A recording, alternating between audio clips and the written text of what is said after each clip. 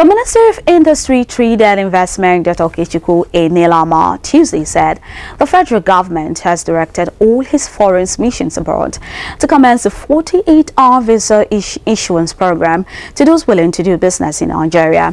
Enelama said the federal government was currently carrying out a series of reforms in the business environment as the era where investors see Nigeria as a difficult place to do business was over.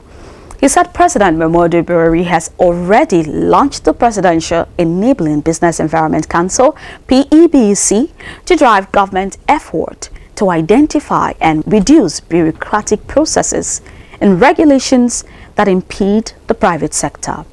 The minister said the federal government, under the purview of the PEBC, had been working on 3 priority reform areas with 7 quick wins to reposition the investment to climate. He said the Trade Facilitation Agreement TFA would radically increase the volume and value of trading goods when implemented, as he explained that the greater the volume, more revenues are generated, which would in turn lead to more jobs and economic expansion. Also speaking at the event, the Minister of State for Industry, Trade and Investment, Aisha Abubakar, said the ministry had secured a grant of over £600,000 from the African Development Bank, AFDB, for pre-development study towards the conversion of 6 out of the 23 industrial development centers to industrial clusters. He said the fund would resuscitate the IDCs and position them to be a catalyst for economic development. She added that the findings of the study are expected to provide bankable centers to be converted into full-blown economic clusters where private participation and investment will be sought.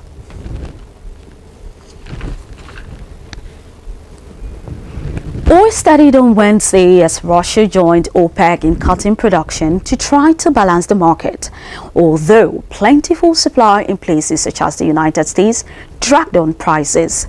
Brent crude futures, the international benchmark for oil prices, were trading at $55.63 per barrel at 0749 GMT, up 5 cents from the last close, while U.S. West Texas intermediate WTI crude futures rose 5% to $52.86 a barrel. Prices reversed earlier falls after reports that Russia cut its oil and gas condensate production by around 100,000 barrels per day (PBD) between December and January, down to 11.11 million PBD. Russia's cuts are part of an effort led by the Organization of the Petroleum Exporting Countries, OPEC, of which Russia is not a member, to prop up the market and end the global fuel supply glut.